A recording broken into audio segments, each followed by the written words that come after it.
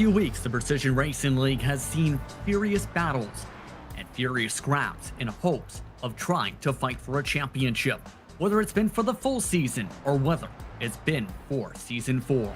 Today, it gets ready for another twist. It's time to go short track racing as the Phoenix Raceway gets ready to host Round 8 of 2020 Season 4's campaign for the Precision Racing League's Cup Series here on the Global SimRacing Channel.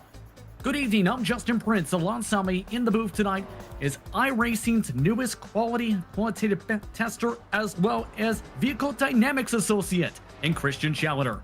Behind the scenes is our director Sean Ambrose, and he is using cameras provided by Dougie Beard. These competitors have been practicing for more than 2 hours, but one of the best ways to learn about Phoenix is by taking a look at your GSRC track guide.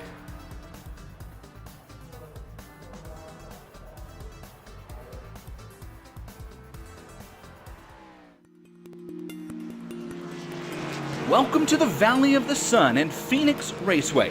Located about 15 minutes west of downtown Phoenix at the base of the Estrella Mountains, Phoenix Raceway opened in 1964. Phoenix is known for its unique tri-oval layout, and in 2011 underwent a facelift for the first time in its history, adding banking to both corners while opening up that dogleg into a high bank sweeping corner with lots of room down on the apron. This resulted in a drastic change in racing here in the desert. The original layout called for using the sweeping turns 3 and 4 to set up a pass in the out-braking zone entering turn 1. But the new layout, especially with the NASCAR style cars and an open dogleg, encourages quite the opposite, as several different entry lines now exist for turns 3 and 4, often allowing for side-by-side racing and better passing opportunities on the back half of the track. Now, the renovated layout still possesses many risks to over-eager drivers here at Phoenix. The apron in turns 3 and 4 can be especially slick on an open-wheel car, and don't forget the wall on corner exit. Turn 4 has claimed many aggressive drivers throughout the years. That wall just kind of feels like it pops out and grabs you at times. And while the changes here have helped make racing more competitive, the age-old rule, of course, still applies. Track position is king. Get out in front, you're sure to have an easier time navigating this tricky track. So what do you say? Why don't we hike up Rattlesnake Hill, grab your virtual chair, and settle in for what's sure to be a great show.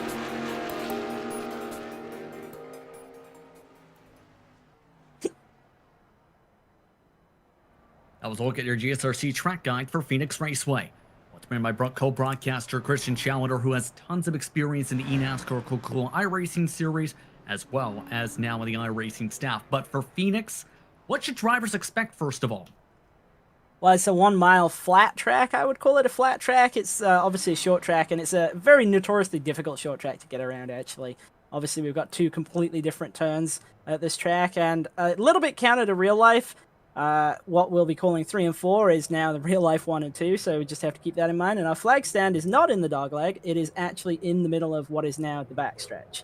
But they're very, very difficult racetrack to get around. We'll see probably a lot of passes down into turn 1, I would suspect. A lot of things to discuss, but first things first, let's talk about our series sponsors. First, WEBB Hearing Centers. They're family-owned and operated since 1972 and provide top-quality hearing aids and service in Arizona. Visit them at webhearingcenters.com. Hero Cup Series is also presented by ButtKicker. ButtKicker products include incredible immersion and bring realism to every game. Feel every nuance and truly put yourself in the driver's seat. For more information and feel what you've been missing, go to thebuttkicker.com.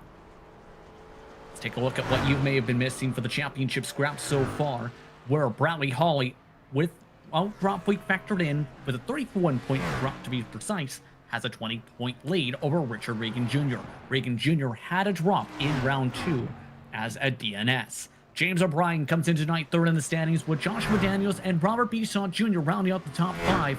It's a very close scrap overall for now for P2. We'll see how things fare out by the time we get to round 10 to close off the season. For the teams, much more closer compared to last campaign. It's been a different tone, so to speak, with the consistency brought up by WEBB Joey Rolls Racing. They trail by just 20 points over Athlete Booker Team Hype this season, including in some cases outscoring that group by more than 10 plus points on several occasions nearly. SGE eSports, Adams Family Racing, and WEBB Oversized round out the top 10, 152 points. That's separation. Drivers as well were competing for an overall championship, essentially a playoff championship for all the race winners who have regularly competed in the series from Season 1 all the way to Season 3 for this final season of the 2020 iRacing calendar. Richard Regan Jr. last race locked himself into that championship race that currently scheduled for the Nashville Fairgrounds to close off the campaign. Joshua Daniels, Bradley Hawley, and James O'Brien are also in the playoff positions via points coming into tonight. Also, drivers who can win the way into that bracket are Barber Bichon Jr., Pat Harvey, Colton Lane, and Charles Sumner, all competing in your round of 8. Special thanks to ButtKicker, Simza, Ninja Trader, and GSRC. Let's take a look at your race details, Christian, as we get ready to go racing here at Phoenix. So this is round 8 of 10 of the quarter season title, or round 2 of the round of 8, so a little bit of a mouthful on that one, but we'll get there. So 105 laps here tonight, all 1 hour. Phoenix does have a little bit of a reputation as to having some cautions. Obviously, being a short track, there's a lot of aggressive racing down into turn 1 on the restart. So I think we might have to watch out for reaching that 1 hour limit.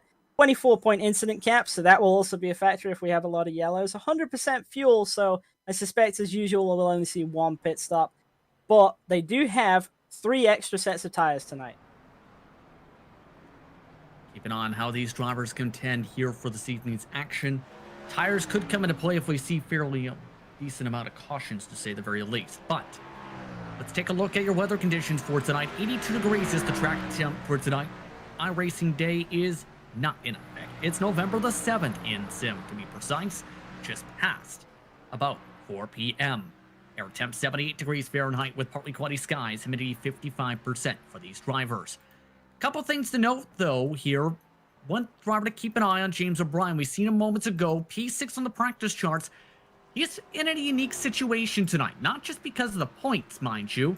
Was informed by this from Richard Regan Jr. that he's currently on vacation and racing from a hotel room and on top of an iron board and using a laptop while trying to watch TV from above, including the championship race earlier on tonight for the NASCAR Cup Series from said hotel room in North Carolina. So a very unique situation for him to drive on tonight. Yeah, extremely unique, and he's doing an excellent job considering that. But that might put him at a little bit of a disadvantage, obviously, with such a small screen, and he's not going to be able to see who's to his inside or outside if he's in a 3-wide situation. So probably is, if the ironing board wasn't a disadvantage, he's at a visual disadvantage tonight. So hopefully he can still get a good run in there, because obviously he's a contender for our final 4 in the full year playoff championship. I mean, if I was driving 9 times out of 10, that iron board probably falls over the second the car spins in front. But let's talk about some of the troubles with Phoenix, because attrition can be a big time talking point here. It was for Martinsville last week for the series of note, where at least a quarter of the field will have to start at the back of the grid. We'll talk about that in qualifying, but this is also one where it can get long runs, but also end up having a ton of pileups. Yeah, Phoenix is one of those races which always tends to kind of be a polar opposite ends of the scale. It can either go green the entire way. We've even seen that in the NASCAR series. We've seen a race at Phoenix go green the entire distance, which is pretty surprising. Or it can go the exact opposite way. It's a little bit like a Richmond in that sense, where you tend to get, if a green flag run develops, it tends to just keep going until there's kind of a mistake from someone. But once you start getting those cautions, especially down towards the end of the race, you really do just keep getting them. And it's just because of how difficult it is to kind of hold on to the car around this track. It's one of those tracks where you never really feel like the car's biting into the surface particularly well. And it will always get you, especially on the exit of 4. If you just try and push it just a little bit too hard to get around someone, we'll see a lot of drivers who are going to loop it off of there and potentially hit the inside wall. Practice is now wrapped up. Drivers will have 5 minutes to complete 2 solo qualified laps. Drivers who started at the top of the pylon in practice: Joshua Daniels, Pat Harvey, Bradley Hawley, Richard Regan Jr., Danny Cervantes. Now, the last race, as we mentioned, was at the Paperclip, Christian, and as you probably guess, there can be a lot of cautions at the Paperclip. There's about double digits there. So, The following: Brandon Adams, Derek Schilling, Patrick Calgill, Paul Johnson, Robert Bisa, Adam Zemke, Danny Cervantes, Mike Knight, Nicholas Schwartz, Stacy Hunter, all will have to start at the back for respective incidents caused. James Duke and Robert Corson also did not serve end of longest line penalties at that track, will also not be able to qualify. And oh, by the way, James Dewar is suspended for this race. In other words, the paperclip destroyed a lot of cars. Yeah, we do tend to see that at the paperclip. It's actually one of my favorite racetracks to drive, and well, when you do get a green flag run there, I find it a really great track, but obviously you do get a lot of yellows in Martinsville. I think Danny Cervantes may have realized he wasn't running to qualify there. You've seen him against the wall right as we were talking about that. And some of these drivers may... That's half the field, by the way. In other words, the back of the field's going to be crazy to start because you'll have so many near front runners trying to dive their way up from about 11 out back who couldn't even get a qualifying lap in. Yeah, absolutely. And that does take some pressure off the guys who can qualify, because obviously they know that they're pretty much locked into the top half of the field. One driver who can't qualify that I'll want to keep an eye on is obviously Robert Bisson Jr., because he's one of the drivers who's in contention for the playoff championship. And we've seen over the course of this season in particular, he's been very, very aggressive on his restarts, and I think he'll continue to do so to get forwards and get forwards quickly. Ronald Overbay there doesn't look particularly happy with his lap, looping the car around as he passed the flag stand. Oh, here's a problem. Mike Knight just jumped on the track. I think he may have forgot about his penalty. So Mike Knight is putting in a time right now. Charles Sumner puts up a 27.1. The top time on the board is a 26.896. So there were so many penalties, drivers don't even realize that they may have still had a penalty. But other cars, ready to try and capitalize this on some of their best starting positions of the season. With that in mind now, who do you feel this now prioritizes, especially since a lot of drivers will have valuable track position they may not be used to in some cases? Well, I think it'll definitely make the beginning of the race a little bit hectic. As you say, we're going to have some fast drivers starting in the back to, well, the midfield to the back of the pack, and that's going to be difficult for them to move forwards past drivers who tend to maybe not quite have the same pace. And I think it's really a case of just having a lot of patience. It is possible to get by people at this racetrack. You just have to take your time about it. The best place to do it, in my opinion, is always to get a big run on them on the exit of turn 4 and get underneath them into 1, make them cede turn 1 to you, and that seems to be the easiest way to make a pass. But it is also very tricky, because obviously then it comes into what I was talking about earlier, where if you get on the gas just a little bit too hard on the exit of 4, the car tends to spin around into the inside wall. So they'll have to watch out for that. But it's difficult. I think the beginning of the race is going to be tough for everybody except, well, probably Joshua Daniels right now, who seems to have the pole, but not by a huge margin, just 7 thousandths of a second. Well, here's the thing. The two championship competitors, or at least your top two in the points, you have to put in times. That just changed. Richard Regan Jr., after crashing on his first attempt, just put in a 26.852. Bradley Hawley on his attempt, a 26.881. So both of them jumped Joshua Daniels. Hawley going for one more. Regan Jr. happy with his time. Yeah, and it is possible to get 2 laps out of him, so I'm not surprised to see Hawley go again. I think he might have felt like he underran that lap a little bit. Obviously in practice he ran an 8.34, so about half a tenth off what he can do. Here comes off the final corner, Bradley Hawley. This time, 26.9 does not improve.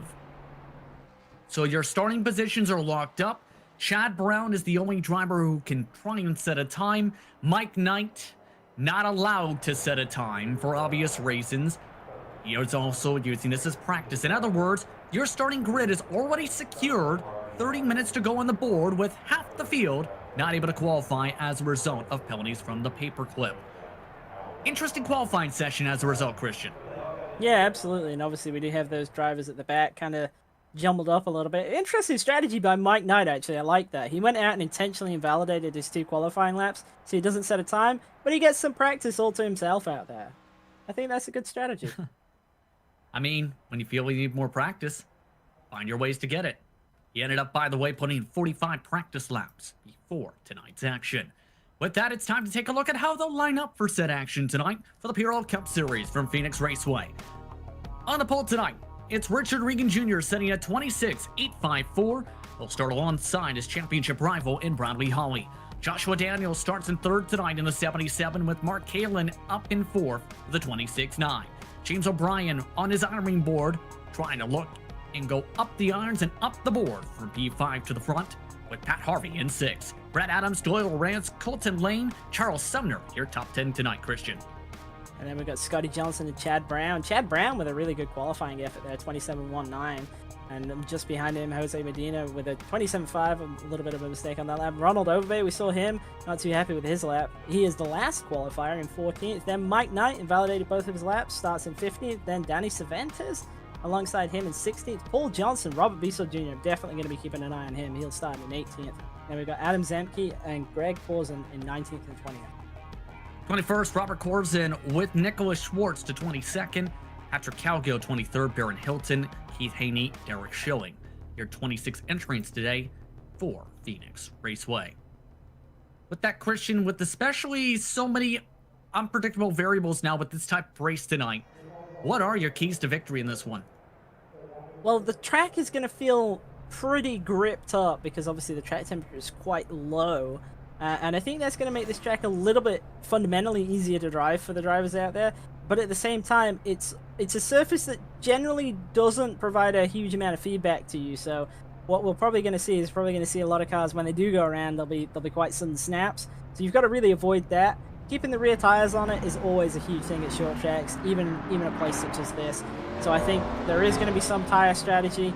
And I think what it's going to come down to, if we start getting yellows, it's going to come down to when you choose to use your tires, because that's going to be so huge on restarts.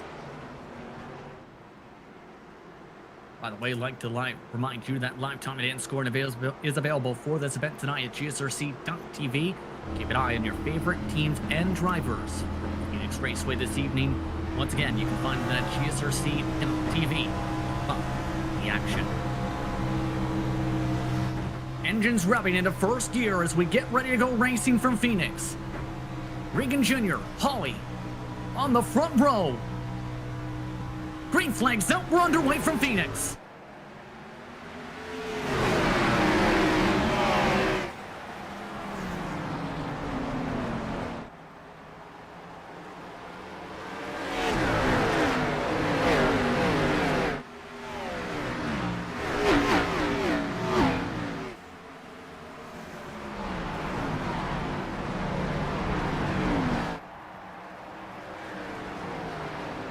Into the first lap, Richard Regan Jr. up in the lead, Bradley Holly already to second, Kalen Daniels, Harvey, your top 5 so far.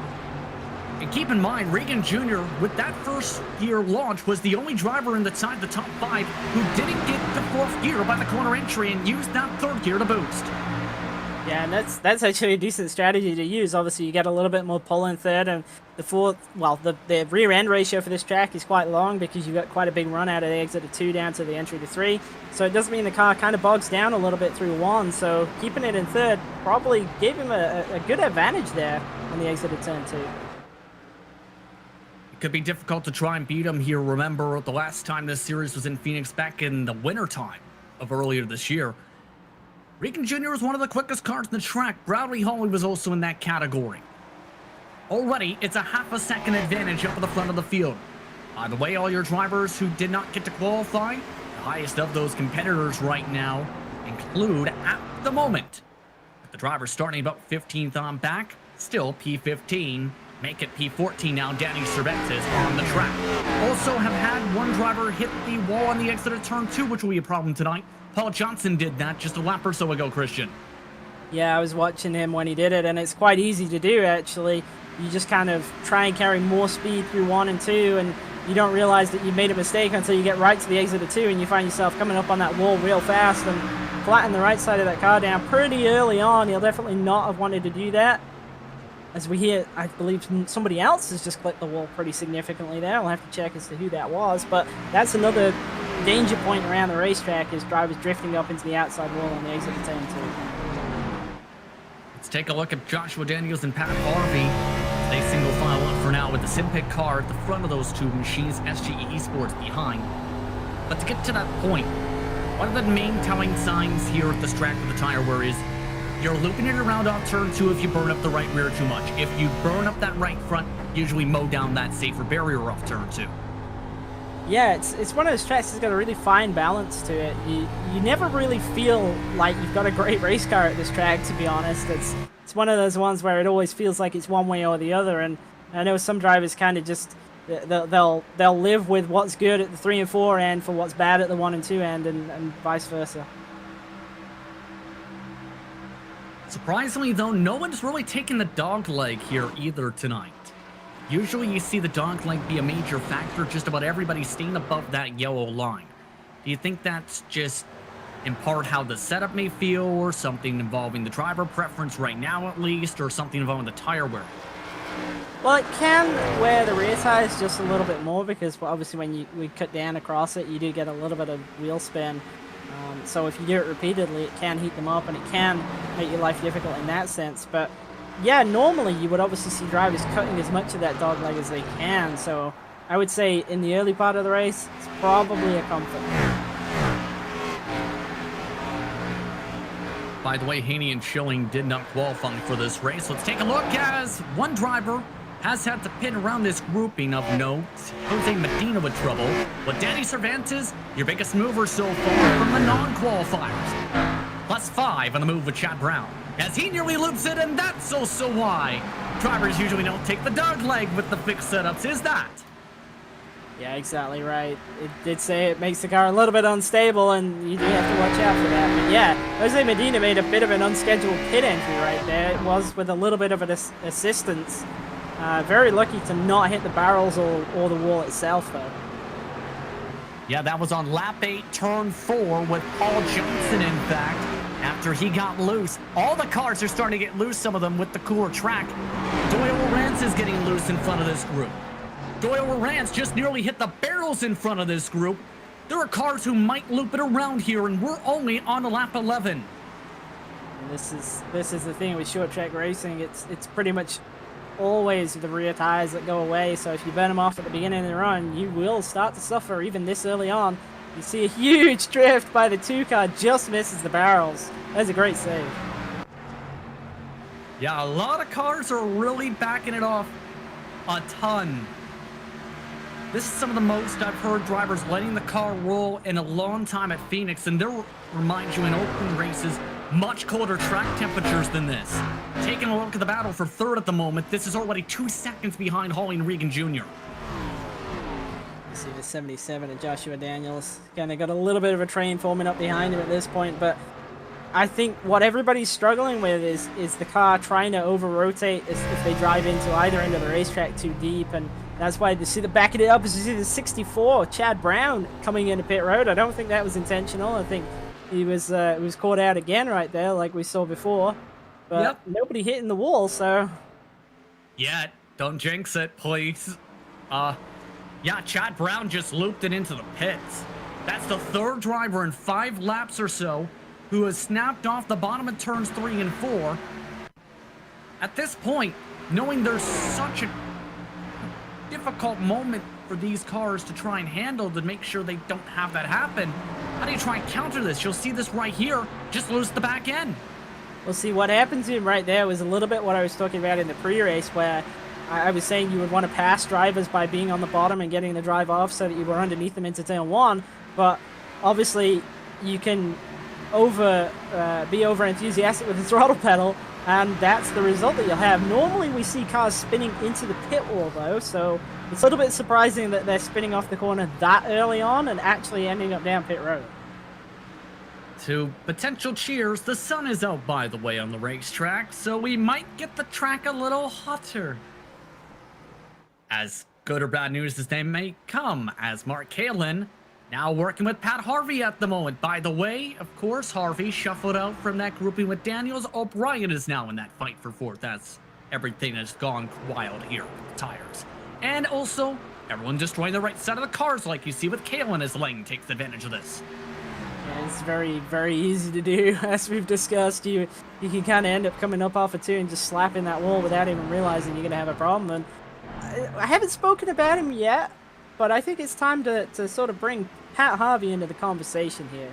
He's always been a driver who's been extremely kind to his tires, and obviously at the moment we're seeing everybody looks like they're struggling with them, so I wouldn't be surprised if we see Pat Harvey going forwards here. Take a look on board with Pat Harvey. Currently, these cars are another 3 seconds ahead of the 8th on back buffer cars. Quite a big gap, and obviously quite a lot of field separation with short tracks. The high power, low downforce car, very, very difficult to drive, even more difficult to race. Indeed. You can just kind of hear, especially in 3 and 4, take a listen, how much off throttle there is. Yeah, and it's just huge how much lifting there is, and you just want to paint that yellow line as much as possible and start getting back on the gas right where you kind of see the white dots for the pit entry marker. Those are very, very helpful actually as a reference point coming off of that corner. Coming up to 23 is going around on the exit of turn 2. That's Brad Adams. He was one of the ones who was struggling the most. What a save, though, for him to not loop it around to that dog leg. See, coming off of 4, he looks in control at this point, but drives down into 1 and looks like he just got in a little deep. You can see it start to yaw out, and then it goes all the way around. Misses the pit wall, though, and gets it saved. Good job. That's going to shuffle him back a little bit, though. Back to P12. And guess what? He's now at the head of the grouping with Zemke, Scotty Johnson, and Robert Bisson Jr. And they're starting to scrap and try and dive by. Yeah, you see Zemke using the dogleg to get past him. The 23 car is still struggling a little bit. Obviously, those rear tires are going to be very, very unhappy with him at this point. It's going to take a couple of laps to bring the car back under control. And whenever you did something like that in your time in the NASCAR Global iRacing series, what was one of the most difficult things to try and get yourself back into that? Especially with the pressure that can build around, as there's also been more trouble just now with Ronald Overbay in turn 1 and 2, as that was around the 19th position. Leaders will avoid him, but no caution. See, once again, got in too deep. Car starts to over-rotate and then get it straightened out. I'm surprised that wasn't a caution, actually, but he stopped off the racing surface. Yeah, there's no one around him. That's the reason. And now the caution's out as he's hit the wall again. Ronald Overbay with an adventure with past 2 laps for a first yellow. You see him coming off of 4. I'm suspecting he's just going to get in the gas a little bit too hard and over-rotate again. Yep. Gets it locked down early, minimizes the damage, but that's still pretty heavy contact with the wall. That time there are cars around him, including your race leader, so that is your trigger.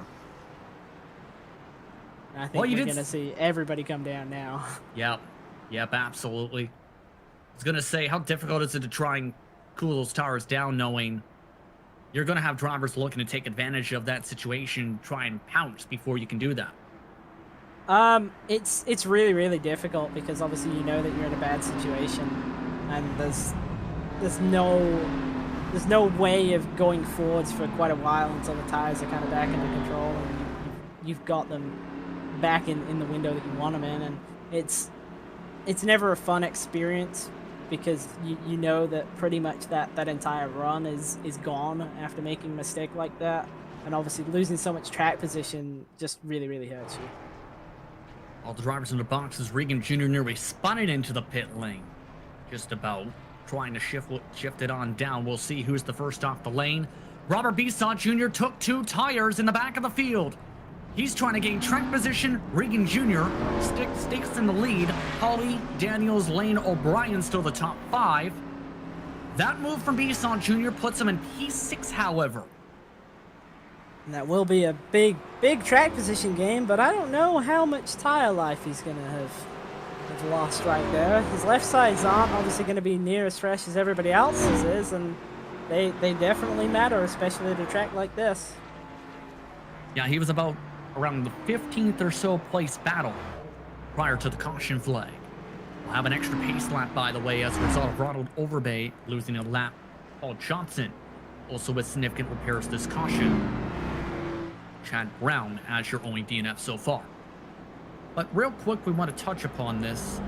Of course, you've had a busy week, Christian. Of course, there was the finale at Homestead for the NASCAR Coco iRacing Series, and then your new role since then.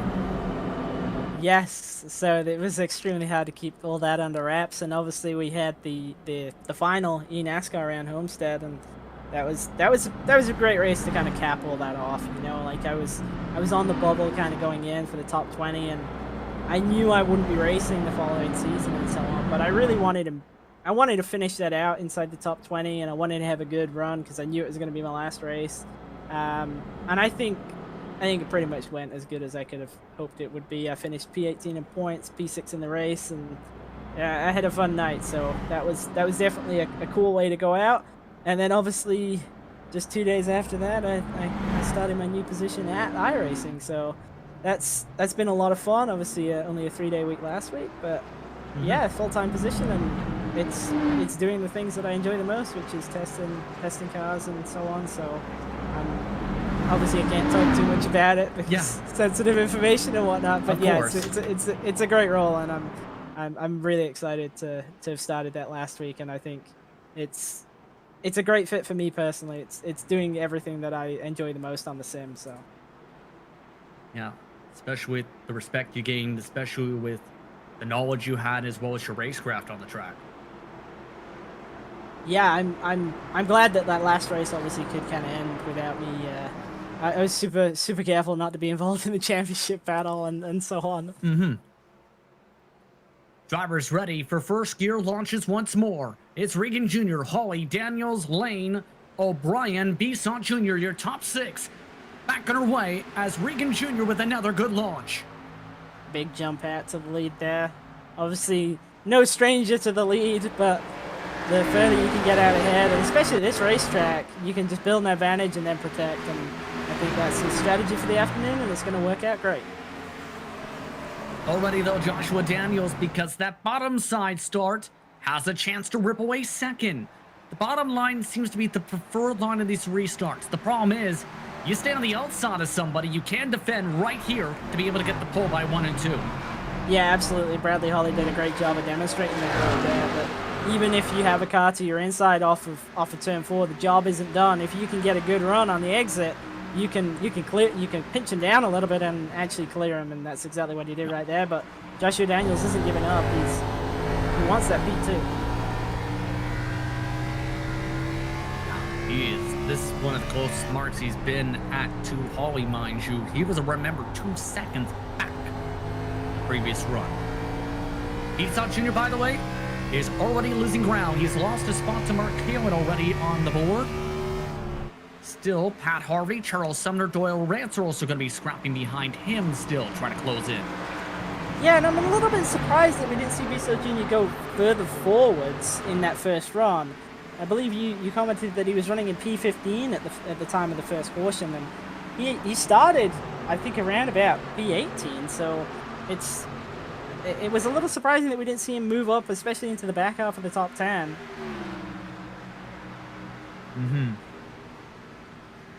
He's doing a surprising well job, at least on the defensive side, on the top line. But the main thing I think about here is, with him taking 2 tires, with this track being as loose as it was the first run, is he going to be able to stick it if we get a 20-lap run like that again? Yeah, that's the question, really, isn't it? And the other thing is, which way is the 2-tire call going to push the balance for him? Is it going to have made it tight, or is it going to have made it loose? Because if it's tightened him up, it might actually turn out to be a really good decision. Obviously, he doesn't have the raw pace right now, but he doesn't look like he's struggling for overall grip at the moment. Hooked the apron down there as Mark Halen able to hold on to it for now as Robert Bisson Jr. pushes up the hill. Want to explain that a little bit. Before, the logic with the V6 model, of course, was you take 2 tires, you're snapping loose. Now, it's really a track-to-track or even set-to-setup basis, as you see Bisson Jr. push up this time. Yeah, it can be very, very dependent upon the setup that you have in the car. So, for example, a car with quite a high cross weight is going to heat up its left rear tire quite a bit more. And obviously that's not, if you take 2 tires and you have a hot left rear, that's going to hurt you a lot more. The balance is probably going to be loose. But if you've got a car that's, let's say, running quite a low cross weight, the opposite is going to be true. And that's why when I was racing, I was always trying to build my cars to not have large discrepancies in terms of tire temperatures across diagonals and sides, so that I could take 2 tires without destroying the balance. In that logic, then, it would be on the tighter end because the fixed setup this week for this series is 50.3 Christian. So, if I understood you correctly, that means we're understanding the reasoning here for Besaw Jr. is he's going to be pushing up on the wall for the next couple laps at least. Yeah, that's probably likely then. The dynamic cross and the static cross might not quite be the same. It's possible the dynamic cross is higher than that, but I would strongly suspect that the dynamic cross is towards the lower end of the spectrum. So yeah, I would think we're going to see him get tight. You can see Pat Harvey, by the way, is watching on behind all of this. This has currently already lost more than 2 seconds to the lead pack. And finally, Mark Kalin makes the move as Besaw Jr. is starting to really wobble up the track on corner exits here. Now the question is, how does everyone else try and factor themselves in after so much lost time here? Oh, and Kalen's just hit the wall, actually, and that's going to stack everybody up behind him. He's now well out of position. Besaw Jr. is straight back around him, losing the position to Pat Harvey as well, and probably Charles Sumner. Well, that's going to help Robert Besaw Jr.'s points haul, as now he's got about a 4+ tenths of a second cushion. Harvey now by Mark Kalin, and Kalin, he's now in a bit of trouble because that was one of the hardest hits to the wall so far today. Yeah, and that's going to have obviously hurt his aero, and he's going to be now slower, especially in terms of straight line performance. But I think the biggest thing it's going to have done is it's going to completely thrown him out of his rhythm, and we even saw it there immediately after he hit the wall. He obviously lost both the position back to Besaw Jr. and to Pat Harvey as well, just because he was so out of position on the racetrack. But that's going to be so frustrating for him. He worked for such a long time to try and get by Besaw Jr., and once he finally did, immediately made the error. Cars are starting to get back to the loose conditions, by the way. You see to the backdrop, Scotty Johnson nearly looped it, battling with Brett Adams. Baron Hilton off turn 2, just about looped it for 16th position. And Mark Kalin, after that hit, is also now in the looser end. This grouping, by the way, still for 6 on back, 5.5 seconds nearly behind your race lead. Speaking of those drivers, Regan Jr., Hawley, Daniels, and O'Brien, they are much closer to this run compared to the last one. Yeah, everybody's really packed up right here, and obviously they've got 2 more sets of tires that they can use if we have more yellows, but I suspect that these drivers are going to be trying to save just a little bit at this point. Obviously, they've got quite a large advantage over the rest of the field. Although James O'Brien on his ironing board, he's doing pretty well. He's only 1.2 seconds off the lead right now. If anything, he looks faster on the ironing board in short track. Well, I imagine he's having to be incredibly smooth with his inputs to make sure he doesn't tip that board over. And I think in a track like Phoenix, that's quite a good training tool, perhaps. Baron Hilton has tipped his car around and with the caution flag. Spin around once again off turn 2. This time it's sent him to the safer barrier. That's the 2nd straight lap he was loose in that corner. We're back under caution. Take a look at the replay. Remember, he just snapped it around nearly the last time around for Rescue Racing. Yeah, running down into turn 1 here. Turns in pretty early. You see the rear end starting to wiggle a little bit, but he's okay. Then on the exit, oh, he gets the outside wall, so he actually got tight and then just fired him down the racetrack. But that's pretty big damage that time. Yeah. Both sides of the car flattened off. But that's an interesting swing too. He once again nearly spun it around the previous lap. Then he does that. That's an interesting swing to the balance, and now it's an interesting point of the race for this caution to happen, because it's not necessarily the call of come in and pit now, because with that 2 sets remaining number, lots of cars can't afford to do that. Yeah, this is a difficult decision. Obviously, we didn't run a massive amount of time right there on that last set of tires. It was only about 18 laps, but it tends to be around about 20 to 25 laps that we see the tires sort of fall off to the kind of point they stabilize out. So obviously, a fresh set at this point is going to be a big deal. Does only leave one set left, though, in the pits. Yeah. And that's going to make the next half of the race a really interesting strategic decision if we have one or even two more yellows. Because if we have one more yellow and some guys come down and take their set of tires, some stay out, obviously that brings out the prospect of a second yellow happening afterwards. And then as we saw in the NASCAR race at Homestead, if you use your last set of tires too soon, it'll really bite you. Race out the pit lane, by the way, is won this time by Regan Jr., Hawley, Scotty Johnson, 2 tires, Daniels O'Brien, the top 5 off the lane. But the drivers who stayed out, Colton Lane, Patrick Calgill, Mike Knight, Greg Corzin are all banking an extra set of tires here. Of note, Knight has already had to get 32 seconds of damage repair on his car. The others, nice and clean so far. We turned about 15 laps under green.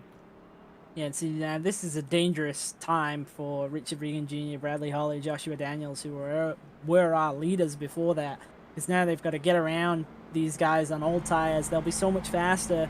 They'll have to do it cleanly, and it's going to be tricky for them to get through. Obviously, it's normally not too difficult if you've got cars only in one line, but having them double stacked too deep it's not going to be particularly easy for them. Yeah, especially since there is the chance of this track to get some tire spin I've seen in the past. Of note, by the way, Ronald Overbay was lucky dog this caution flag, meaning every single car is now in the lead lap. 23 cars still in the field. Chad Brown, your only DNF. Haney and Schilling, your 2 DNSs for tonight. In regards to this, for the championship perspective, this is going to continue to be intriguing because, of course, Regan Jr. needs to continue to score more and more points. Once drops for sure are factored in and make sure he is good to go with Bradley Holly with him missing a race earlier.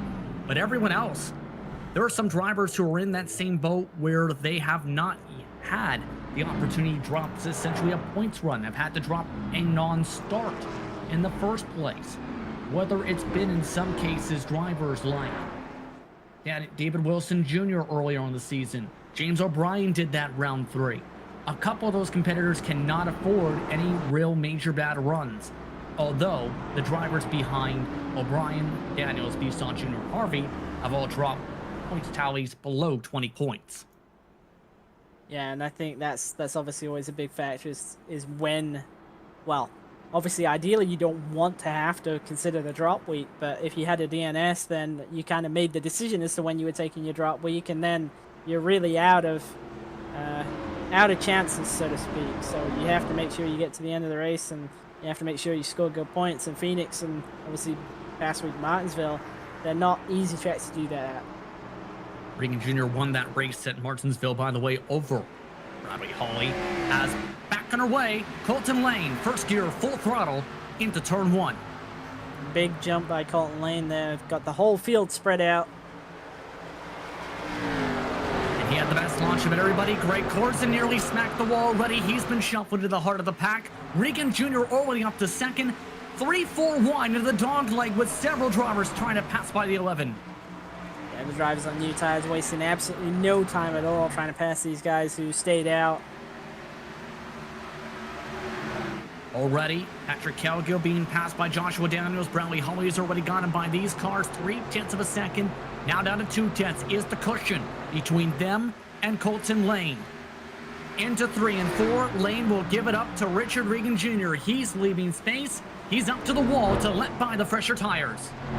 Yeah, Lane knows that he can't fend off those drivers with his old tires, but obviously saving an extra set might swing the advantage in his favor if we get 2 more yellows. 100%. Bisson Jr., by the way, up to 8th. Patrick Calgill has already been shuffled to 9th on the older tires right now. Colton Lane's really the only one who had a decent start to this one with those older tires. Everybody else has already been shuffled out to 10th on back in the span of 3 laps. Yeah, and a big factor of making this stay out strategy with old tires work is being able to get in a rhythm really quickly, not get stuck on the high side like we've seen a lot of these other drivers like Patrick Calgill. He's just permanently stuck on the top of the racetrack at this point. Colton Lane being the leader, he obviously got out, got himself in his rhythm, made the decision to let those other drivers by early on in his own way, and got straight back to the bottom. Rowley Hawley is starting to put on the pressure, though, on Richard Regan Jr. Had really backed it on down and saved a little bit the first run. Was much more closer the second run. He's much more closer this run. And I'm a little bit surprised he's pressing so hard with only one set left in the pits, because I think it's pretty sure that we're going to get at least one more yellow, and you'll probably want to stay out on the next caution if it happens within the next 5 to 10 laps. And obviously pressing the tires hard is not going to help you with that. Right now, they are near dead even on pace 2, by the way. 27 threes for both of them. Everyone else, 27 fours on back. These two have been the kings of the field today. Colton Lane has already been shuffled back to 6 as well, as he's been surprisingly near even on some of the cars in pace. He hasn't been fighting too hard, obviously, but he's within 3/10 of the cars on much fresher tires than him still. Everyone else, about at least half a second slower. Yeah, and the longer this goes, the more it's going to equalize out for him. So if you can just maintain track position for maybe another 5 to 10 laps, he's going to come out of this, I think, with a net gain. Yep, Brett Adams with some trouble in the back of the field. Around 13th, got shuffled back. Had a moment off of turn 2, and that's now shuffled him to 19th. See him coming off of 4. He's obviously getting a little bit frightened there by the 2 car. Has his own moment. And has a secondary moment right there where he got a little loose, but the caution is out. Hilton Medina, both involved for a 3rd yellow flag. This one down the front stretch. And it's a big wreck on the front stretch there. Both cars with no front clip anymore. Medina getting the worst of it. No engine now in that car is, we'll see. So the very back of the field. Overbay had already gotten loose behind that car. Medina pinballed into the wall. No room for Hilton as Overbay shoots up the middle. Yeah, and that's the big danger at Phoenix. With if you come off a 4 and you loop it around, you yourself is probably going to hit the wall in the first place, but then you'll almost certainly fire back up the racetrack and take someone else out with you. And as you see there, there's no real opportunity for drivers to get around that, because you can't predict where that car's going to end up. You can't say, oh, I'm going to go down to the inside because he's going to definitely bounce back up. He might not. He might stay down there. And obviously, if you go to the top, he might bounce up. So it's always a bad thing to see a car spinning in front of you off of turn 4 at Phoenix. You know the crazy thing? We've seen on the onboard, Overbay was starting to lose grip in the middle of the exit and nearly potted into the wall. That may have been the one thing that helped him dodge that wreck. Pit boxes, though, are being used by Lane, Calgio, Knight, Danny Cervantes. Using up a set, I believe, after only 12 laps. Corzin, Overbay, Robert Corzin, Baron Hilton, all coming down. Medina will also have to come down. He is done likely for the night with the blown motor. I can only assume that Cervantes is doing something along the lines of fixing damage or alternating sides with tires, because there's no way that you would want to take your last set of tires 55 laps into the race. He's already jumped out of the car, in fact. May have been maybe thinking we have to get damage repaired here, because he does have right side damage on the race car. He did, of note, use both set side tires, right and left, under this caution. It's going to be costly for him if he has used all his tires, because even with his damage fixed, that's definitely going to relegate him to a back half of the field finish, because I don't think we're done having yellows yet. I think what he did was he might have took fuel only, Christian. The last stop. Just checked on the end, because he jumped into the car, looked at his replay, came back in the car, then started rolling. That was when he had a bit less damage on the car at that time. So he might have played the strategy card to say, you know what? I'll take the fuel for the balance, keep the track position, then come down, has fresher tires, and has the same amount of tire sets as much of the field. Well, if he's kept himself on strategy with tire sets, then definitely I think that's a good play. Obviously, if you've got damage and you lost track position anyway, then for sure you should come down and fix it. And like you say, if he's taking fuel, they can definitely get to the end from here if it stays green. So that seems pretty smart. He's going to have to use only 10 lap or so fresher tires, though, from 20th position. And I noticed this a little bit with some of the open racing here this week here at Phoenix was there is an equalization point with those tires after about 15 laps where the times usually had been near identical. Now, how it factors in for these fixed setup races such as tonight remains to be seen completely fully, but at the very least, you'd have to think it helps because usually for these types of cars with the fixed set, it means more tire wear normally and more fall off. Yeah, exactly. So obviously the tires do equalize out after a certain point, and as you say, in open around about 15 laps in. So that's the thing with the strategy of staying out, that you've got to survive until that point really, and then once you get to there, you can start racing again. And even then, if you start racing, they're going to burn up a little bit more quicker still too, maybe potentially, since you'll be racing hard. Yeah, that's true. You probably do have to push a little bit harder than the guys around you on fresh ones. Absolutely. 48 to go. Top two have been the top 2 race. Regan Jr. and Holly have been the kings of the field. Can they keep it up? Pace car is off. Green flag is out. Back on her way. Another good launch by Regan Jr. So you got pushed forwards a little bit there by James O'Brien, and it's made it easy for him to drop into second. Single file for the top 4 cars. Esau Jr.'s strategy call continues to look fairly strong with the 2 tires from that first caution. Just about everyone else back in her rhythm. The driver I'm keeping an eye on, and all of us are watching, though, is the 25. Only 1 spot gain so far off this restart. He's in 19th position in that side-by-side you see in the back with Robert Corzin, making 2 positions. He's very far back. He's got a long way to go to get forwards here. I'm really interested to see how this call by Diesel Jr. works out and what he's planning with that 2 tires strategy call, because is he planning to come back down at some point and use that left side that he didn't take, or is he just going to basically burn that setup? You can use it for a playhouse if you don't use them in the race.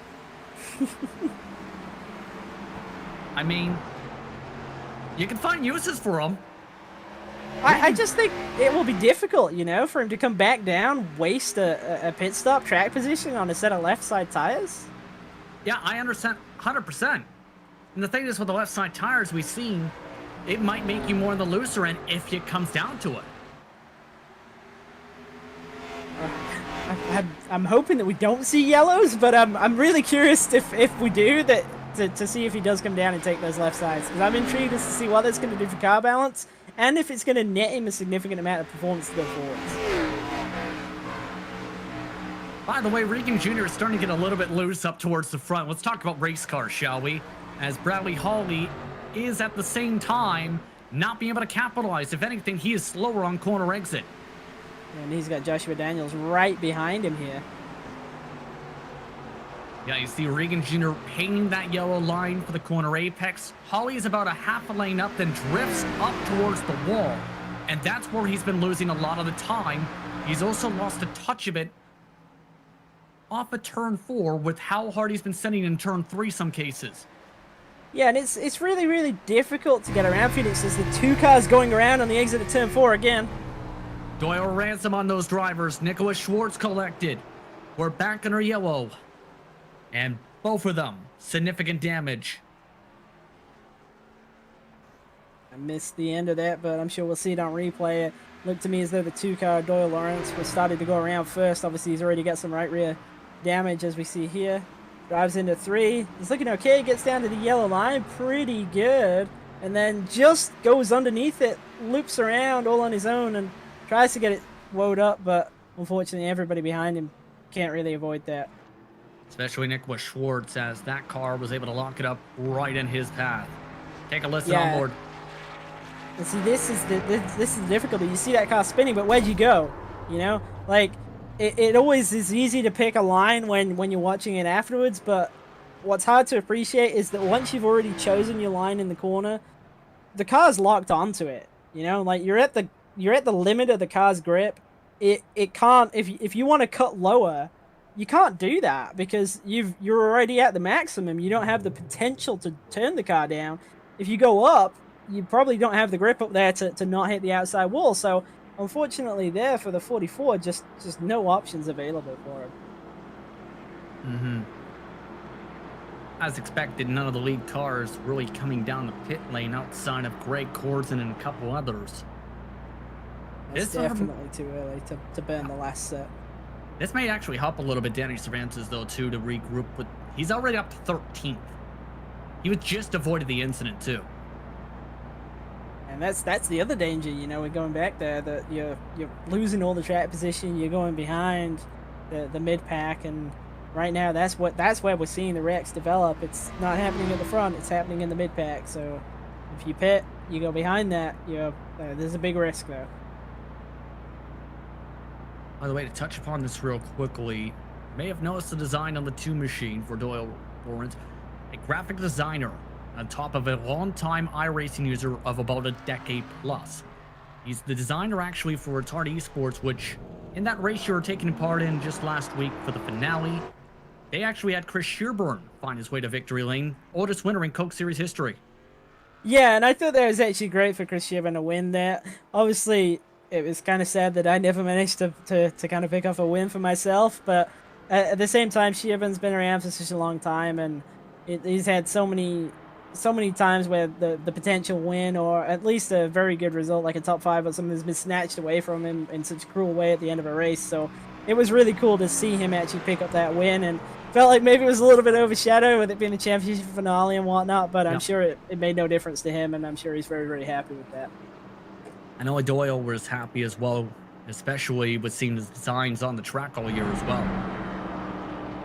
Yeah, absolutely. And unfortunately, obviously, certain races we saw coverage of Chris's car for the wrong reasons, but at Homestead, obviously, that was definitely a cool thing to see. I'm actually really, really happy for Chris Shearburn that he was able to pick up that win finally. Regan Jr. still has led every single lap so far in this race. Does anyone have anything for Regan Jr. is the biggest question without a tire strat coming in? I don't think that there's really, I mean, we see this a lot with Richard Regan Jr. Here he'll be in the lead, but he won't. Well, originally we used to see him go into the lead and just try and build a massive gap in the hope that no one would be able to run it down. But we've seen some development from him when now he doesn't do that. He gets himself into the lead, and he only drives as hard as necessary to maintain the lead. And I think that's where he's made a really big personal improvement, to be honest, because it means he's not wearing his tires out. It means he's not allowing guys behind him to develop an advantage on him. And it's making him extremely hard to beat. Obviously, we see Bradley Holly is persistently a challenger to him, as is Joshua Daniels, but I mean, he's just an extremely well-rounded driver at this point, and it's going to take a lot to beat him. Maybe some off-strategy tire call. We'll have to see. Already the drivers getting ready in the gears. Regan Jr. led every single lap, this time a bobble on the older tires. Still a good launch regardless. He's off and away. Holly holding on to second for now as Daniels trying to keep third and does. Yeah, Holly had a pretty wild moment there. Daniels ran a little bit deep into 1, but it looks like it's actually going to work for him. He's going to have the advantage on Holly into turn 3 here. The thing is, can he get the run out of turn 4? Holly still has the middle line, and there it is right there. Daniels with the weeble wobble, Holly with the weeble wobble back, Holly with the momentum off the corner, and just like that, as mentioned, keeps P2 as Daniel gives it to him. Yeah, I think Daniels could have fought that more if he wanted to, but just didn't see the need to do it right now, and gave him the space to drop in. Yeah, they already lost about nearly a full second with that, by the way. Paul Johnson has made his way back up to the front, by the way. He was in the teens, remember, and smacked the wall earlier. Yeah, and he just had a wild moment right there. He was on the radio, I think, saying thank you to somebody, and he must have been pressing the button as he was going through the dogleg, got extremely loose, managed to save the car, though, and retains track position. Ever Ballistic Union on top of being an independent in this respective series. Probably a good sign of do not push the talk button in the middle of the corner. Save for the caution flags when everyone has a party. Meanwhile, he tries to continue to keep his plus 11. Bisson Jr., the biggest mover in the field. Plus 13 is right in front of him. Plus 10 as well as Patrick Calgill, despite the strategy call. Trouble down the front. Greg Corson, Brett Adams, one of their cars stopped on the front. It's a big wreck this time on the front stretch. Brad Adams has had a difficult night, I think it's fair to say, and I think that's probably going to be the end of his night. You already Nicholas Schwartz end off his race along with Medina with one of the previous caution flags just seen. This time you see Adams get it loose and had a reaction to something up front. And you'll see the car ahead of him of the 07, so that's Scotty Johnson has a bit of a moment on the corner exit, and Brad Adams sees it, reacts, and unfortunately loses his own car. You see right there, Scotty Johnson almost, I think he did actually tag the wall just a little bit, but nowhere for the 11 to go again. Another wreck on the front stretch where it's just so hard to predict where the car that's spinning around is going to end up. So we're under caution and 2 more blown motors as a result of that incident for Adams and Greg Corzin, as Barney the flagman waves his flag enthusiastically. Let's keep an eye on the pit lane and mixed strategy. 34 to go, and this is going to be interesting. Bradley Hawley does not pit. Colton Lane also stays out. He pit 12 laps ago on a previous yellow. Patrick Calgill pit with Lane as well, who also stays out. Everybody else is in. Yeah, I don't know whose hands this is played into, because obviously so many cars coming down plays into the hand of Richard Regan Jr., but at the same time, if there's one more yellow in, say, 10 to 15 laps time, it's going to swing it so heavily in Bradley Hawley, Colton Lane, and the 31 car, I forget his name right now, Patrick Cowgill's favor. Yes, Patrick Calgill's favor. Mike Knight, by the way, first one off, and he might have also tried to keep a set there because it was only a 5-second pit stop. So that signals potential fuel only and off and away. Yeah, that's definitely a strange strategy for 4.5 seconds there. As you say, that's not enough for even right side or even left side tires. So that's another car out there. That helps Bradley Hawley. That puts 4 out there on old tires. And he responds to that by saying, you know what, I'm going to come in and pit again, and rethinks it. So there's that. So all of a sudden, there goes that discussion point. Regan Jr. will have to start on the top line, road 2 as a result of that. By the way, the reason for the extra pace lap, we had a few drivers a lap down this caution, but we had a lucky dog overall to bring all the cars currently running back on set. Lead lap, Aaron Hilton. This time was the lucky dog. He was 2 laps down at one point after losing his front nose from one of those crashes. That in total leaves us with about 19 cars left. Time could start playing a factor now as we are approaching about 15 minutes on the clock. Absolutely, and I mentioned in pre-race that we could possibly see this race time out, and I think that might have played into Richard Regan Jr.'s call to come down and take tires when he did. He's expecting yellows consecutively to the end. That obviously burns up a lot of time, and that will play into his hands. The smaller amount of time Hawley can have when he comes down and takes that last set, the bigger the advantage that Richard Regan Jr. is going to have. Double up this time, but at the same time, you have to think Hawley had to try something different. He was losing ground after about 17, 18 laps on the tires compared to Regan Jr. Yeah, definitely. And Hawley is the driver with the least to lose, in my opinion, here, because obviously the regular season championship, he is the current points leader. He's got 20 points over Richard Regan Jr. In terms of the playoff championship, he was 15 points to the good ahead of Robert Bisor Jr. So I think it was quite a low-risk strategy for him, and I think it was all about trying to win this race. 100%. 30 laps to go. This time by. See how many we get in total. If there is an error caution, time will likely, very surely, potentially be a factor. Again, it's Hawley, Lane, Calgill on old tires. Regan Jr. on back had hit. No 2-tire calls, though, under this caution. Hawley off and away. We're back on our way. Also of note, we mentioned Mike Knight came down a second time. He did not stop in his box, however. That looks like a call to make sure on the older tires he didn't get hit as everyone else pounces here. Yeah, absolutely. Decision to give up the track position, but obviously safe decision, especially if he's expecting to be able to use his new tires late on. See Richard Regan Jr. is already up to 3rd. Patrick Cowgill stuck on the top side. And Calgill just trying to keep that car safe and hope he's not the caution flag. Of course, just about everyone else who tried that earlier strategy has already been involved in at least one incident today. Calgill already... Go ahead. Holly's struggling at the front there, actually vulnerable to Colton Lane, another driver who stayed out with him. Keep in mind, though, Colton Lane is on a little bit fresher tires. He pit 12 laps ago, or 12 laps earlier, Christian.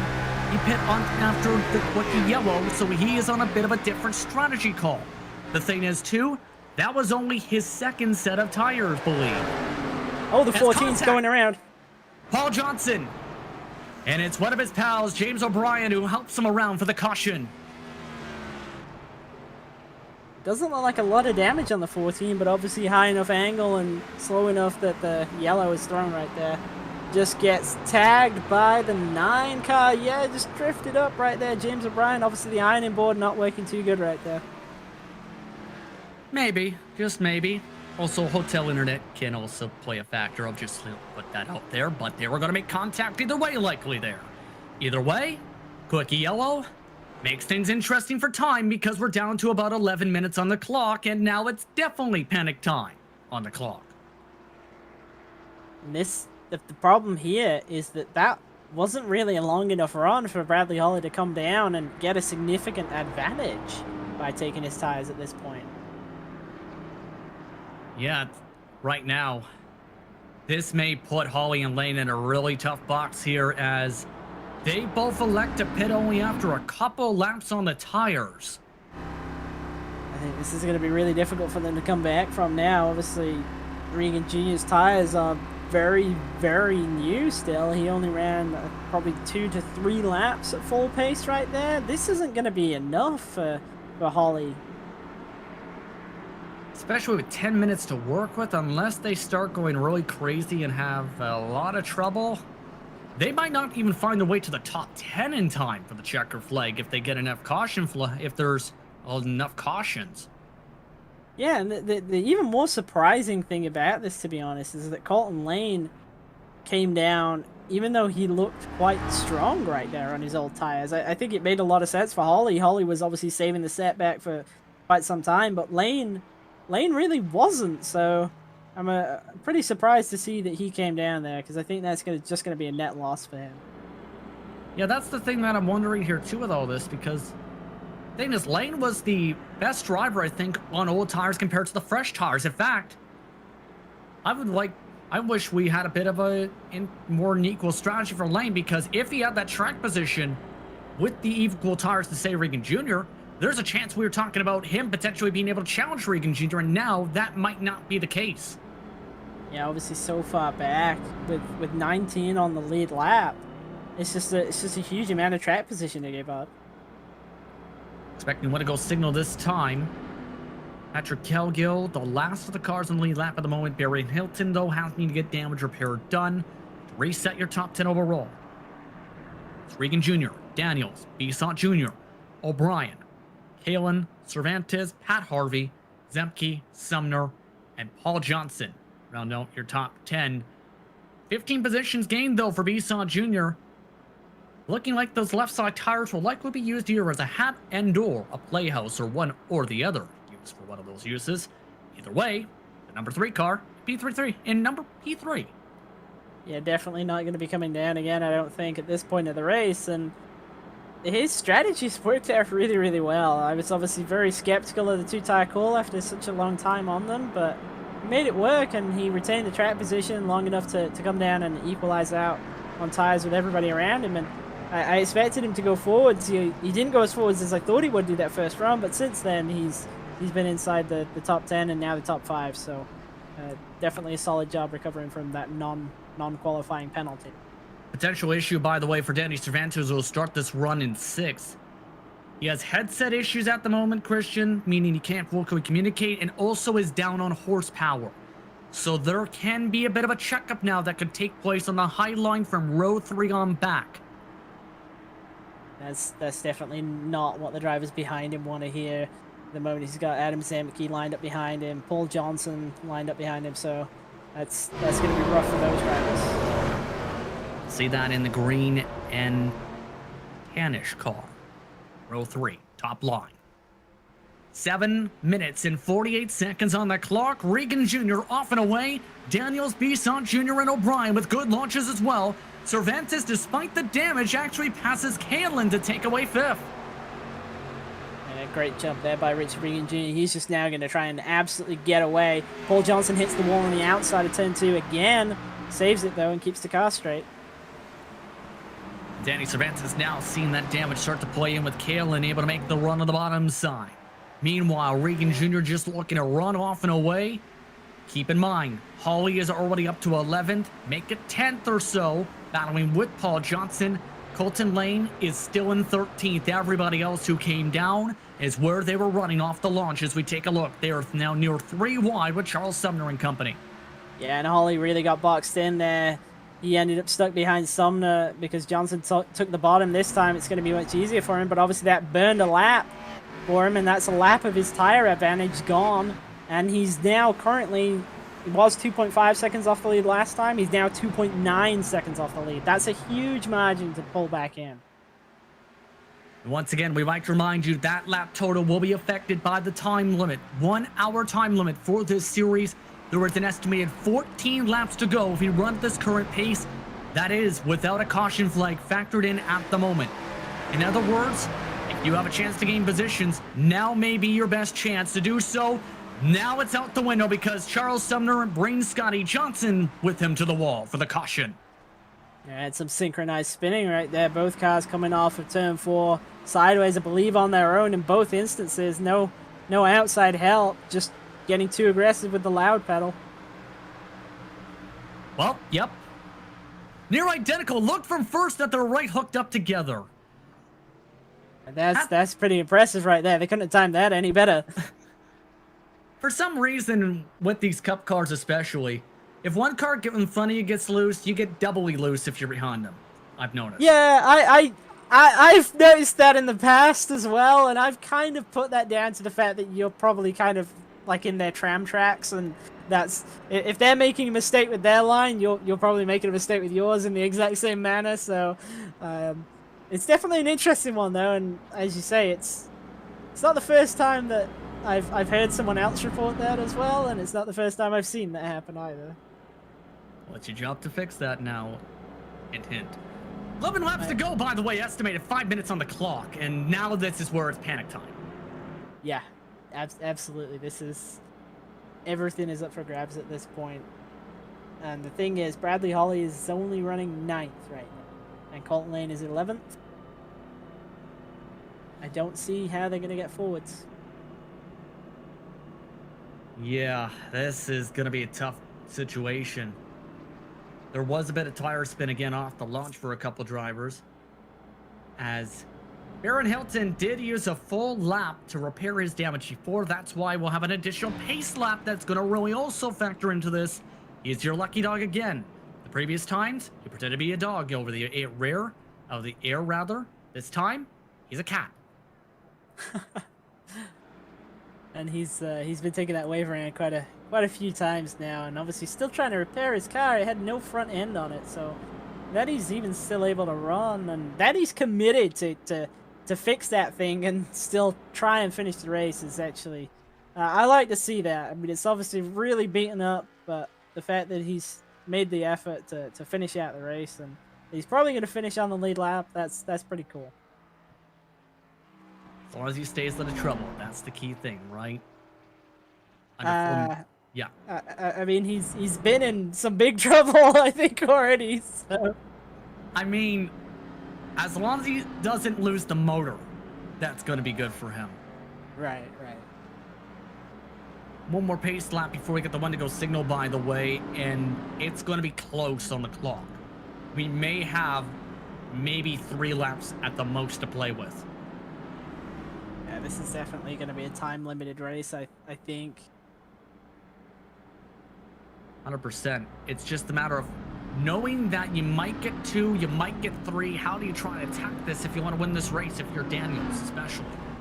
I mean, if you're Daniels, the problem is always that the leader has that inherent advantage on the restarts, and it's difficult to combat that. The best you can realistically do is slot in second, get a good run off of 1, hope that you somehow outdrive him on the exit of turn 2 so that you're close enough into 3 to try and move. But as we've seen, if he goes to the bottom, it's difficult for him to execute that pass. We've seen specifically with Joshua Daniels in this race, when he tries to drive underneath someone in 3 and 4, he's struggling to get off the corner and still be alongside them on the inside into turn 1. And unless he can do that, I don't really see a way of how he's going to execute a pass on Richard Regan Jr.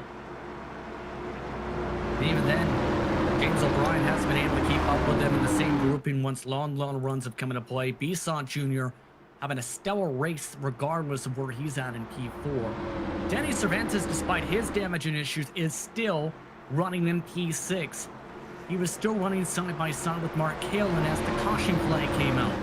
The drivers who took tires the last caution flag, Bradley Hawley in 9th, Lane in 11th, Calgill is about 14th, and that's about those drivers in that range, in that strategy call. Doyle Rance and Robert Cordson also with damage to the last caution. Back on our way, approaching 90 seconds on the clock. How many laps do we get is the biggest question on everybody's minds.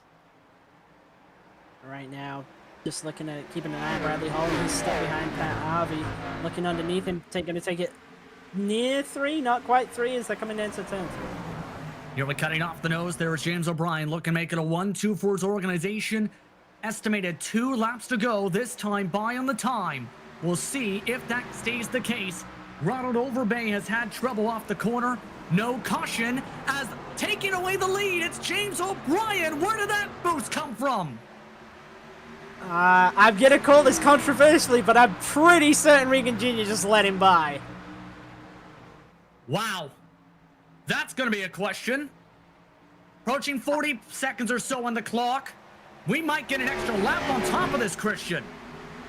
Yeah, it looks like this is probably going to be around 2 to go, but I'm near certain that Regan Jr. just let him by, and in a championship context, it makes sense. I don't know what the rules are in the league regarding things like that. I suspect if there isn't a rule, we're about to see one. He was going half throttle down the front stretch before. You know what? I think he tried to stretch the extra lap on the time there. And this is going to get them about 18 seconds on the clock. White flag expected this time. O'Brien leads by 3/10, and that may have cost him the race. James O'Brien coming through 3 and 4 this time by. Daniels holds on to 3rd, but Athlete Booker Team Height will take a 1-2, but it's James O'Brien who steals the race win. Definitely a great job on the ironing board, regardless of whether that win was gifted or not. The fact that he was able to race on the ironing board and come away with that is pretty impressive. Let's take a look at that, and I want to see if we can get a look in Regan Jr.'s onboard. I want to listen to this directly down the full straight, because at least from the outside, it looked like he at least could not get full throttle up the corner. See him here coming down the front stretch, only running 8100, running the top side, just not fighting that position. I'm certainly let him by. I'm 100% certainly let him pass. That's going to be a bit controversial. Even then, if he was trying to extend the time, they were still going to make the extra lap regardless if they stayed full.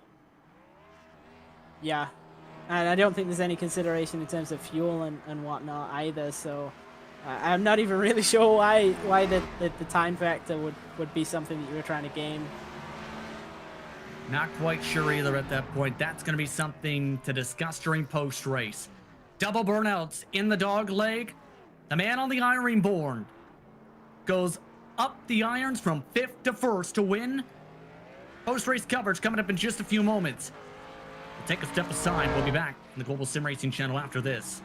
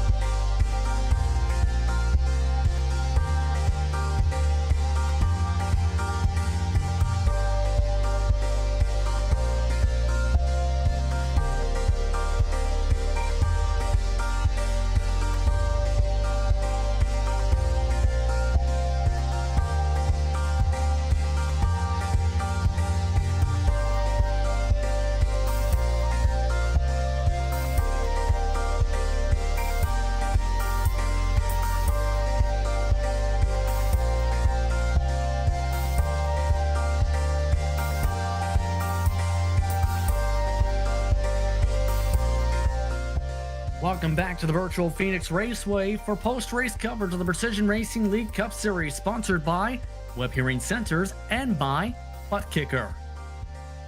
Justin Prince alongside Christian Chowder and Sean Ambrose as we take a look at your unofficial race results after an interesting decision that, for now, locks James O'Brien into the season championship's Final Four after winning by 0.3 of a second after a full half throttle down the front straightaway from the 46. We'll get the context on why in just a few moments. Joshua Daniels came home in P3 either way where he started. Well, one of your biggest movers of the night, overall your biggest in total, was Bisson Jr. to 4th. Kalen Cervantes, Zemke, Hawley, Lane, and Paul Johnson, your top 10.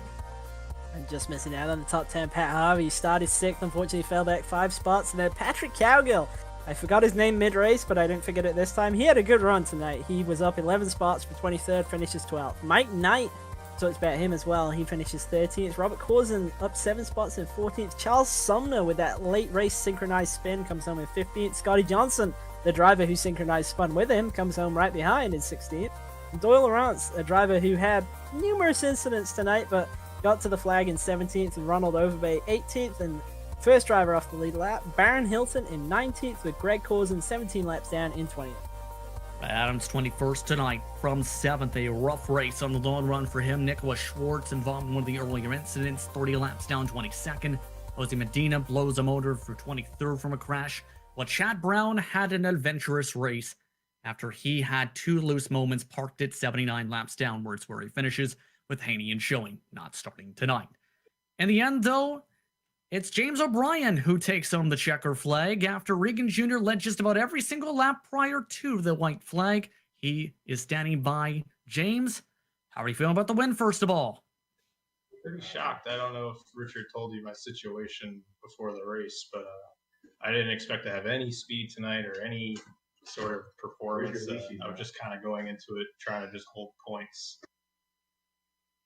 Yeah, I was going to say, how difficult was it to race from a hotel room on an iron board to attach your steering wheel on a small laptop with a gigantic TV right behind that could have something to distract you on that on top of things? How was it trying to manage all that? Well, oh, by the way, being at a short track, which can be difficult to keep your grip on, where you might be losing grip of the iron board to the floor. It was definitely a balancing act, but I had really crappy sound, and my microphone probably doesn't sound very good right now either. For some reason, and I feel like that helped me a little bit because I couldn't hear my tires, so I was kind of driving like I was on ice the entire time, and my long run speed was out of this world, and we didn't really get very many long runs, but I kind of just at the very end sent it a little harder, knowing that I kind of had that gap of or I could have driven a little harder after comparing notes with Richard during the race, tire wear and all that. I guess it worked. It was very flimsy. We have a bunch of junk on it to keep it weighed down a little bit so it wouldn't slip, and the thing was slowly getting lower as I drove, so that was a challenge too. And my wheel actually broke while trying to mount it, so one of the mounting feet snapped clean off, so we took 2 belts and strapped the wheel to the ironing board.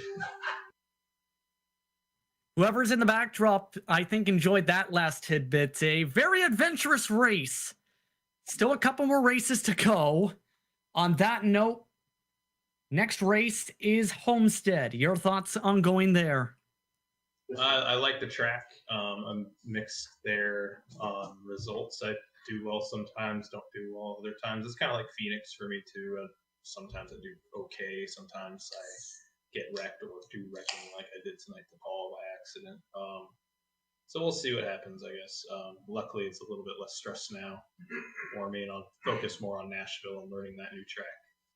Anyone you want to thank on that one and let you get ready to party time with that person in the backdrop? I have 5 people in this room. They all were watching the broadcast on their phones off the hotel Wi-Fi, so I had the best internet possible. So I want to thank Team Hype and the new team coming for 2021, and Richard is a teammate, and James Dewar, who couldn't be here, and you guys for broadcasting.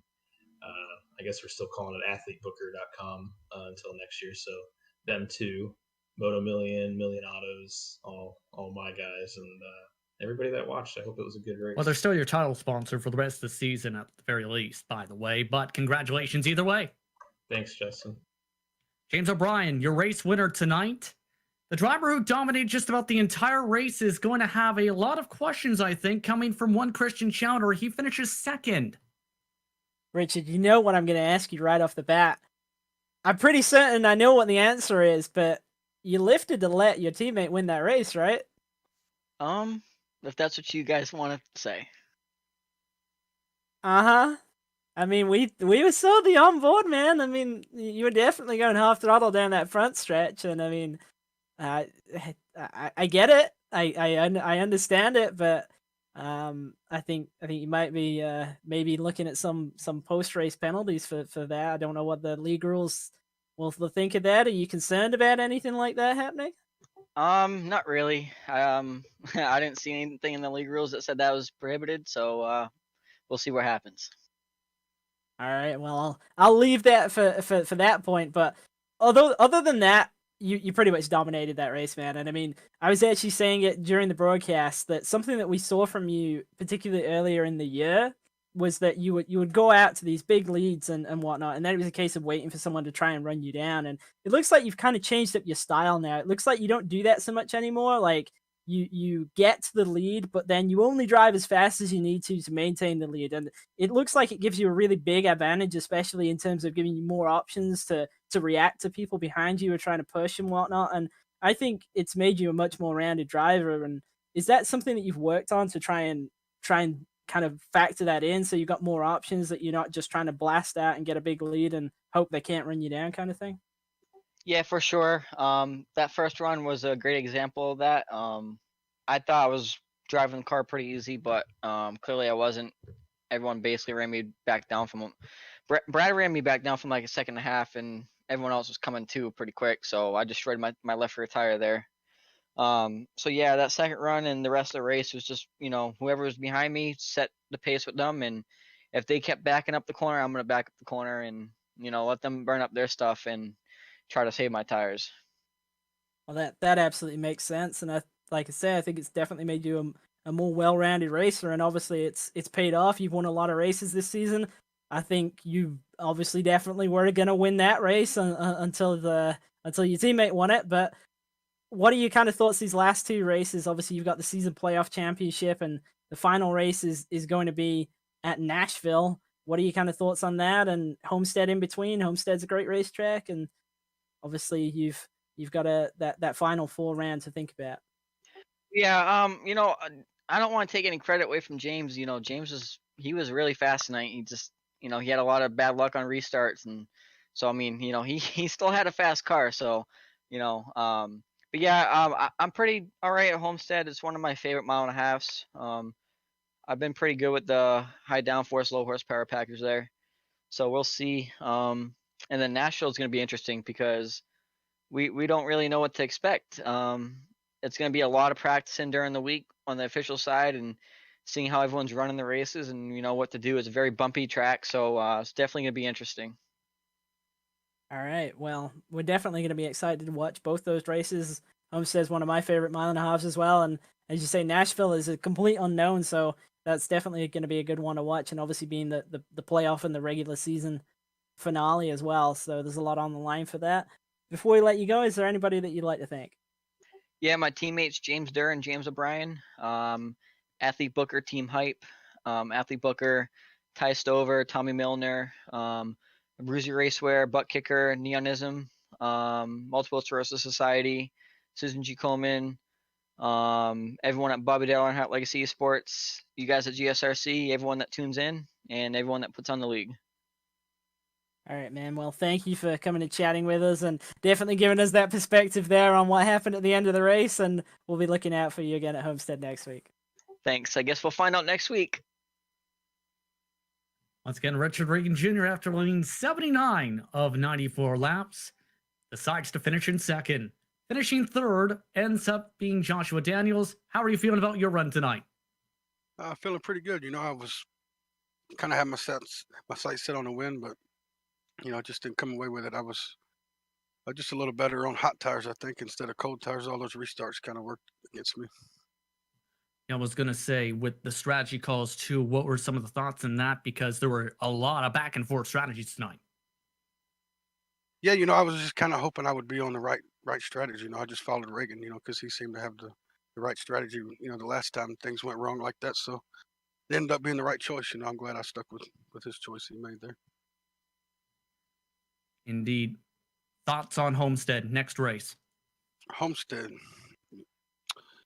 I guess it's just a toss up there. 'Cause sometimes I'm fast, sometimes I'm not, and I'm just gonna, you know, put in a lot of laps and hope I can do it by the end of the week. Indeed. Anyone you want to thank for your run tonight? I just like to thank my wife. We woke up this morning and I had a fried graphics card, and we had to jump and go to Best Buy, and I had to switch from AMD to NVIDIA, and we got it all put together right before the race. I was glad that things turned out the way it did, and I appreciate her for helping me out. Our director in disbelief of some of the stuff you had to deal with for today in our ears, but congratulations either way on the top 3, especially with all that busy action going on throughout the day. Okay, man, thanks, and thanks on a good broadcast from you guys. Thank you very much. Joshua Daniels, P3 tonight. Good run for Mark Kalin as well. Well, despite demolishing the entire right side of his car, despite being up and down the pylon at some points, he finishes top 5 tonight. He's with Christian. Mark, we don't normally do drivers past the top 3, but obviously that was a really good run for you tonight, and we've seen you get much stronger over the course of this season and over the course of the year as well, actually. And it's such a difficult racetrack. You qualified in 4th, you finished in 5th. You must be really happy with that, right? Oh, absolutely. I mean, I couldn't have asked for a better outcome. I was having flashbacks to Wednesday when I was in the trucks, started 4th, and did not have a good night Wednesday. But yeah, like y'all mentioned, I slapped the wall coming out of 1, and I ended up taking a chance and getting all that damage fixed. It was about 35 seconds worth. And after that, it was just like it was a rocket. I just flew through the field back up to the top 10 by the next caution, and I mean, it was awesome. I don't know where it came from. I complained all practice long about how terrible the setup is on this car for this track, and it just clicked, I guess. But I had a lot of fun, and yeah. Well, I definitely know how that feels when you kind of have that happen where all the pre-race and everything, it doesn't seem good or anything like that, and then for whatever reason in the race it just figures out, and it's a great feeling. And obviously that was a great run for yourself. And talk us about kind of getting around this racetrack and what the challenges are. We talked a little bit about in terms of keeping the rear tires on it, and obviously keeping the tires on it over the course of a run. The whole deal in terms of coming off of turn 1 and getting close to the wall, or actually kind of losing the car on the exit of turn 4. Can you elaborate a little bit on the driver perspective for tonight and this race in particular? So this track was extremely difficult, and I'm surprised we didn't have more cautions than what we had. On the corner exits, you really had to baby that throttle. If you got on it just a hair too quick, you were spinning out. It was extra sensitive, and I mean, it made it a lot of fun to drive. But it was difficult when you were side by side with someone. I had a lot of side by side battles, especially for multiple laps there, and it was nerve wracking, but it was a lot of fun. Yeah, definitely one of those tracks where it's always kind of like driving on a bit of a razor's edge. You're always on the limit the whole time, and it's pretty difficult to feel the grip around this place. And obviously you made it happen. Like you said, weren't too happy in the practice and whatnot, but all the way through qualifying race, came away with that top 5. So is there anybody that you'd like to give a shout out to before we let you go? Yeah, as always, I got to thank the WEBB crew. They helped me try and figure things out week in, week out. I got to thank Jim's Body Shop for sponsoring the car and allowing me to do this, this virtual racing event that I love to do. I want to thank my parents for supporting my girlfriend. And you guys up there in the booth, you all put in an awesome show each week, and obviously the managers at the PRL for putting these events on. They work really hard, so got to thank them. And everyone out there just watching and having fun. Well, thank you for coming and chatting with us, and once again, congratulations on the top 5, man. Definitely hard earned. Thank you, I appreciate that. Once again, I'd like to thank Mark Kalin along with Joshua Daniels, Richard Regan Jr., and James O'Brien Ford joining us for post-race coverage. Christian, your thoughts on this one? As very controversial finish, I think a few drivers would say, but interesting race overall, especially the mid-pack. Yeah, absolutely. And I mean, I think Richard Regan Jr. was obviously one of, if not the strongest driver out there today. Bradley Hawley, obviously that late race decision to come down, take tires, really didn't pay off. He dropped from the front of the field and finished 8th in the end with Colton Lane behind him in 9th. So that did not work out for those drivers kind of as we thought. But can I just say, even though it's pretty clear to me that Regan Jr. definitely let James O'Brien win the race, it was only possible because James O'Brien had such a strong run in the first place to be in second place to allow that switch of position to happen. And I think racing from a hotel room on an ironing board with essentially a broken steering wheel, I mean, what he was talking about with that whole thing with the belts and stuff, I've done that in the past myself. I can tell you it's not a great way to mount a wheel, but it does get the job done. So that he was even in contention in the first place to allow this switch of position to happen is really, really impressive. So I really don't want to take anything away from him. Yeah, I think he was going to finish second, but still, that's a really, really strong run, and he's got to be happy with that. Yeah, I have to wonder if he was at home, how he'd fare in this race, especially. On top of all things you mentioned, too, basically had a party behind him with, you mentioned 5 other people in the room. That could be distracting, to say the very least. But Homestead is next. Your thoughts there? Homestead's one of my favorite, if not my absolute favorite mile-and-a-half racetrack, and I think no matter what the downforce package is, always tends to race well, and I expect to see exactly the same thing next week as we saw really in the eNASCAR Coca-Cola iRacing Series race, which was that we see a lot of drivers trying to save tires, a lot of drivers trying to go hard to begin with, and we see not so much people moving around the track and running the top lane kind of thing, but you can get underneath people in both ends of the racetrack. It is difficult to execute the passes. You can be defensive. It's just a track that races so well. It always has, and it's hopefully going to put on a great race for us next week. Absolutely. It's one of the favorites for mine as well because it's one track, even with the different packages, talent usually rises up to the top. We'd like to thank you for tuning in to tonight's exciting action from Phoenix. We'd also like to thank Charles Sumner and the rest of the Precision Racing League crew for organizing this strong series. We'd also like to thank the title sponsors in Web Hearing Centers, along with ButtKicker, for being a part of the Precision Racing League Cup Series. Also like to thank the companies who provide the software and hardware for our broadcast listed now up on screen. Special thanks going to Jude Luan, who provides our multiple music. See the screen for how to get a hold of more of our great work. We'd also like to thank the team today here in Christian and Sean. If you'd like to find out more about GSRC including upcoming races, you can find it at globalsimracingchannel.com. If you'd like to support the channel, you can check out our merchandise for sale at gsrc.stormy.com.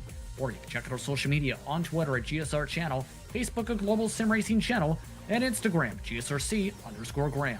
Don't forget to head over to YouTube page and hit that big red subscribe button so you don't miss a moment here on the Global Sim Racing Channel. Next race, as just mentioned, takes place at Homestead. It's the final race for the overall series championships round of 8. If one of the drivers who are in those top 8 positions in points wins, they get to battle for the overall championship at Nashville. Outside of that, it'll be an intriguing race where Holly, losing some ground tonight, will try and build it back up at Homestead. Check that out once again, approximately 8:50 p.m. Eastern Time. Start for that action. We also have upcoming races for other series listed on screen, so be sure to check those out and mark them down your calendar.